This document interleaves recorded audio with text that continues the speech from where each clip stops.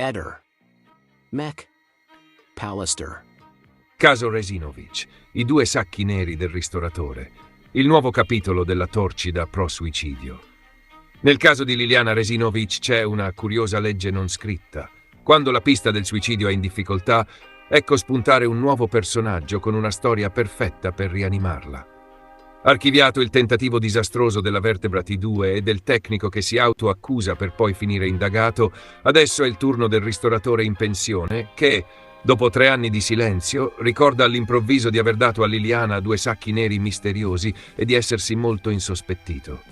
Il copione comincia un sabato mattina di novembre. L'ex titolare della pizzeria Delfino di Via Nordio, Alfonso Buonocore, suona al campanello di Via del Verrocchio, dove vive Sebastiano Visintin, unico indagato per la morte di Liliana. «Devo parlarti di tua moglie», esordisce. Una frase che, da sola, basterebbe per aprire un film. Viene fatto accomodare in cucina, in quell'appartamento al piano terra dove tutto parla ancora di Lilli. Lì racconta che, tempo prima della scomparsa, Liliana sarebbe andata da lui a chiedergli dei sacchi neri. Non una volta, 2.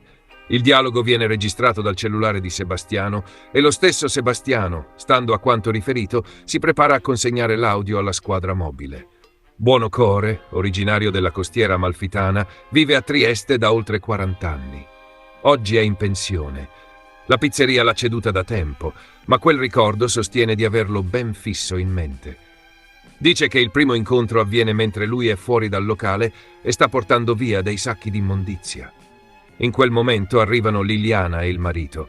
Lui cerca parcheggio nelle vicinanze. Lei si avvicina al pizzaiolo e gli chiede se le può vendere uno di quei sacchi neri che sta trascinando verso il punto di raccolta.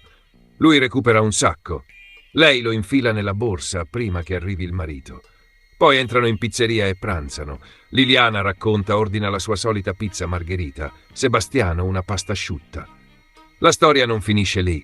Il giorno successivo, dice il ristoratore, si ritrova Liliana davanti al locale, questa volta da sola. Gli chiede un altro sacco nero. Fuori fa freddo, lui la fa entrare, le offre un caffè e va in magazzino a recuperarne uno dal pacco di scorta. Lei vuole pagarlo 50 centesimi. Lui scherza dicendo che lo metterà in conto a Sebastiano. È in quel momento che, secondo la sua versione, Liliana si farebbe improvvisamente seria e gli chiederebbe di non parlare con nessuno di quella richiesta. Una riservatezza che, dice, l'ha colpito. Liliana era sì una donna discreta e di poche parole, ma quella insistenza nel mantenere il segreto gli sarebbe rimasta impressa. Fin qui la ricostruzione. Poi c'è la parte logica, che cigola da tutte le parti. Perché una donna che vive in un normale condominio cittadino, circondata da supermercati, negozi di casalinghi e persino pizzerie molto più vicine alla sua abitazione, come l'Olandese Volante in Viale Raffaello Sanzio, zona che lei e Sebastiano frequentavano abitualmente, dovrebbe percorrere circa 2,7 chilometri, cioè almeno 35 minuti a piedi, per andare a recuperare 2 sacchi neri proprio in quella pizzeria del centro. In qualsiasi casa i sacchi della spazzatura stanno sotto il lavello. Se servono sacchi più robusti, si scende al supermercato di zona. Qui invece si racconta di una cliente che fa quasi 3 chilometri per un oggetto banalissimo e che in più pretende il silenzio assoluto su questo affare di Stato da 50 centesimi. La posizione della pizzeria aggiunge un ulteriore livello di stranezza. La Delfino si trova in via Nordio, praticamente al centro del triangolo caldo del caso Resinovic, a circa 300 metri dall'ospedale maggiore, nei pressi del quale una testimone colloca intorno al 22 dicembre un avvistamento di Liliana che la supera facendo versi strani e che viene poi riconosciuta come la donna scomparsa. A circa 350 metri dal negozio Wind di via Cesare Battisti, meta teorica della mattina del 14 dicembre secondo le ricostruzioni iniziali. Insomma, la pizzeria è un nodo geografico centrale della vicenda, con una coincidenza a dir poco scenografica. Proprio lì, nel cuore del tracciato più discusso dell'intera storia, sarebbe avvenuta questa doppia, segretissima fornitura di sacchi neri. Buonocore non si limita a dire «le ho dato dei sacchi». Entra nel dettaglio. Spiega che non si tratta dei sacchi arrotolati che si comprano al supermercato, ma di sacchi grandi, spessi, venduti in pacchi da una ditta che lui colloca nella zona di Grado. Quelli che lui usava in pizzeria arrivavano in confezioni da 3 o 4 pezzi. Quando ha lasciato l'attività, racconta, ha trasferito il materiale residuo a casa sua e sostiene di avere ancora un lotto identico ai sacchi che avrebbe consegnato a Liliana. Ne mostra uno sul tavolo della taverna. Un sacco grande, robusto, di quelli da rifiuti impegnativi. L'idea, neanche troppo implicita, è che gli inquirenti possano comparare questi sacchi gemelli con quelli trovati sul corpo di Liliana nel boschetto dell'ex op.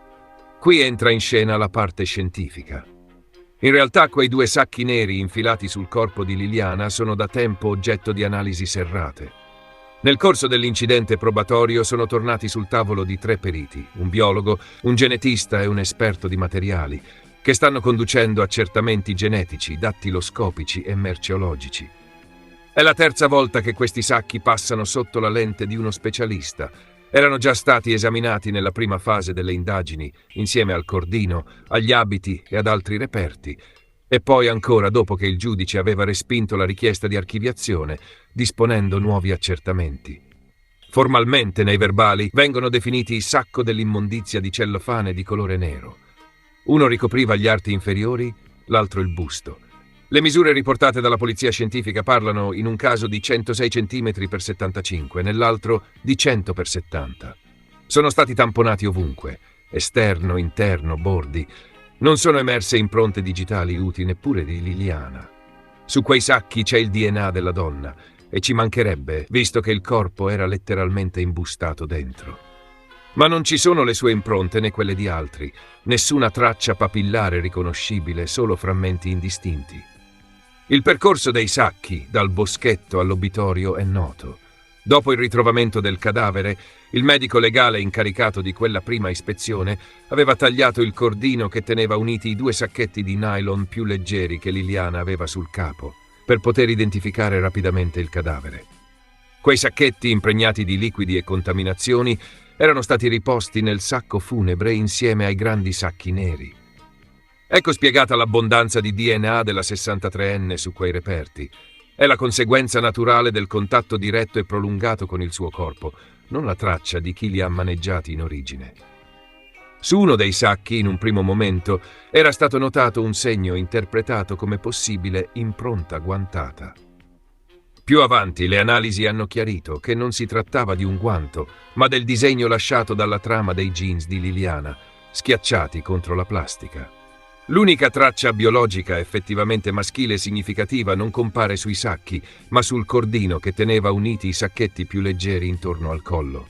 Anche lì, però, i confronti genetici con i profili di Sebastiano Visintin, Claudio Sterpin, Salvatore Nasti, Fulvio Covalero e Pier Giorgio Visintin hanno dato tutti esito negativo.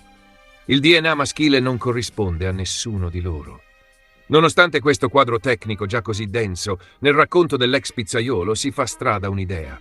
Se i sacchi che lui conserva a casa risultassero compatibili con quelli del boschetto, questo potrebbe giocare a favore della tesi del suicidio, di un gesto volontario. In pratica, se Liliana ha preso da lui dei sacchi molto simili a quelli in cui è stata ritrovata, forse stava preparando da sola il proprio imballaggio finale. Una teoria che, detta così, sorvola elegantemente sul piccolo dettaglio che nessuno ha dimostrato che quei sacchi siano davvero gli stessi, e soprattutto che ci vuole una certa fantasia per immaginare qualcuno che si lega, si imbusta e si deposita da solo in un boschetto.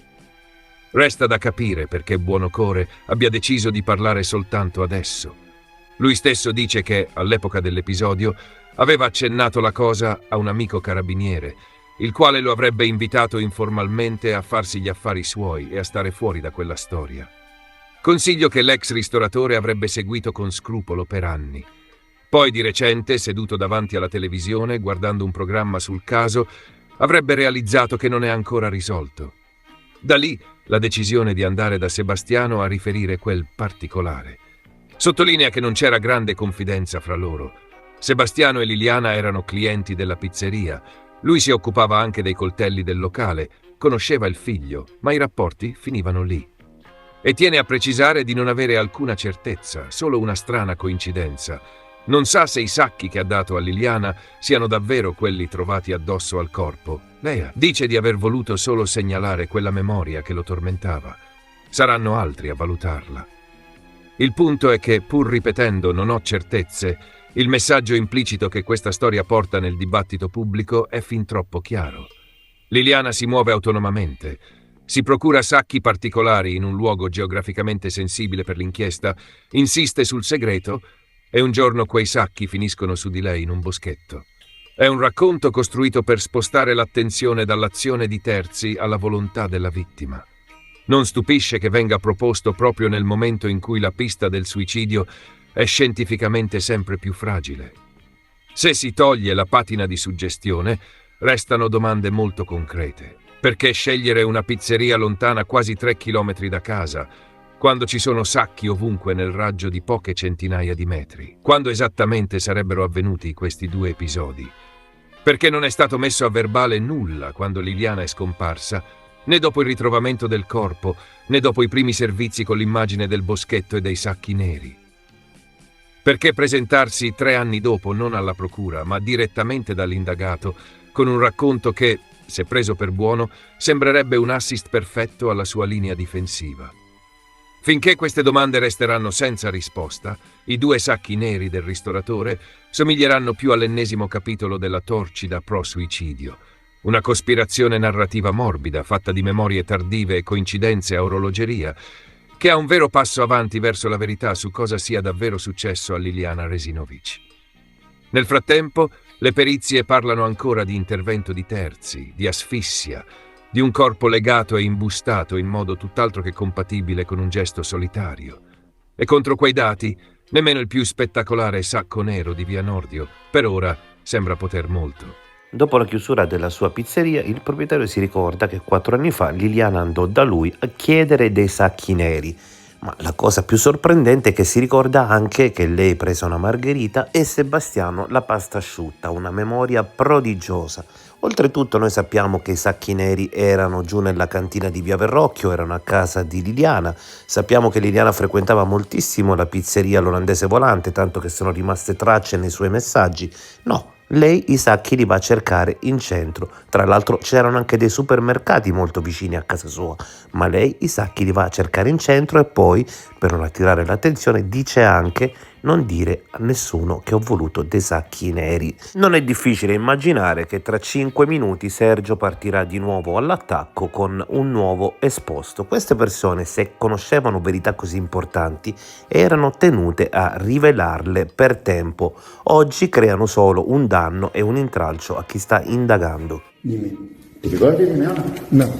Vabbè, sono del Delfino. Ah, ecco, sì. Allora, il cameriere. No, sono il pizzaiolo. Il pizzaiolo. Sono il proprietario. Sì. Il proprietario, che andavamo in bicicletta. Bravo. No, e quello era ci siamo visti da solo. Quello era Gigi. Ah, Io ero quello lì dal forno, il pizzaiolo. Ti volevo raccontare un particolare. Dimmi. Che Possiamo andare in cucina? Come vuoi. Sì, dai, che fa freddo.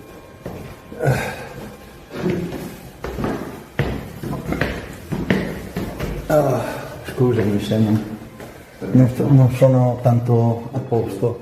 Permesso, Sebastiano. Accomodati. Permesso. Andiamo di qua, dai. Siediti. Adesso mi siedo? Sì. Adesso Pizzaiolo, lo dico. il pizzaiolo, sì, mi ricordo. lo dico a te. È buona pizza, cazzo. Grazie. Adesso lo dico a te e tu a sua volta fai presente quello adesso io ti sto dicendo. Ok. Allora, l'anno non me lo ricordo. Mi ricordo che c'era il Covid. Sì. O 2019-2020. Sì. Capisci? Sì. Allora tua moglie era davanti alla porta del locale. Io esco fuori e gli domando dov'è Sebastiano? Lei mi dice è andato a parcheggiare in piazza ospedale.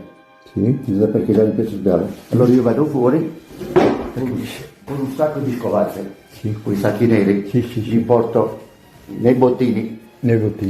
Quando io torno e mi dice Alfonso, mi vendi un sacco nero? Se mi vendi un sacco nero, io vado in magazzino e gli do questo sacco nero. Poi siete entrati dentro e c'era Adriano e Enzo. Adriano e Enzo, sì. A soldo. Perché andavamo sempre a mangiare la pizza. Boh, e finisce là, no? L'indomani, la mattina poi torna di nuovo, Mi dice, però non entra dentro, sta fuori in marciapiede e mi chiamo, vado fuori, dico cosa c'è Liliana? Dice, mi sembra dai ancora un sacco nero. Vado in magazzino, lei è sempre fuori, vado in magazzino e io vado a prendere un altro sacco nero. Siccome era freddo, era novembre, fine novembre, dico, mo, vieni dentro e ti faccio un caffè. Lei entra dentro, io faccio il caffè e mi dà 50 centesimi, due sacchi neri. Dico no, lasci stare, che quando lo metti in conto a Sebastiano, da 50 centesimi, dice no, ti prego, non parlare con nessuno. Questo voglio dirti, basta. Ho capito. Cioè, adesso ma io non è che voglio fare. No, hai fatto bene a dirmelo, guarda, che ti ringrazio. Probabilmente perché i sacchi neri non si riesce a capire. Allora, I sacchi neri venivano da... allora, Però vedi, adesso su questi sacchi neri non ci sono impronte. ascolta, allora quei sacchi neri, io a casa Erano rotolati. erano nuovi, piegati. Piegati come? O arrotolati? No, erano piegati in quattro, sono in quattro. quei duri. Quei duri. Allora siccome è un lotto di quei sacchi l'ho conservato. Ah, ce l'hai ancora? Perché poi ho chiuso la pizzeria, che poi da quel giorno non vi ho più visti. Diciamo, siccome guardiamo a fine novembre. Hai un numero di telefono? Di chi? Tuo, così che se posso chiamarti, non puoi dire così dopo. Sì, ce l'ho. E a casa ho conservato quei sacchi neri, un lotto di quei sacchi neri. Aspetta che mi prendo il numero di telefono. Cioè, se vuoi parlare con il tuo avvocato. No, ma cosa mai... E gli vuoi raccontare questo Ti particolare. ringrazio, guarda, ti ringrazio. Ti ringrazio. Come stai? Male sto. Come ieri, l'altra sera, che parlavano di nuovo. Va bene, dai. No, ti saluto a Ti Sebastiano. ringrazio veramente di cuore. Se hai bisogno, diciamo, se qualcuno, magari l'avvocato, qualcuno Di che anno sei? che mi vuole, 55. Sì, cioè. Se qualcuno mi vuole sentire, sono qua. Va bene, ti ringrazio. Ti saluto. Da che? Vai. No, ciao Sebastiano. Ciao. Ciao.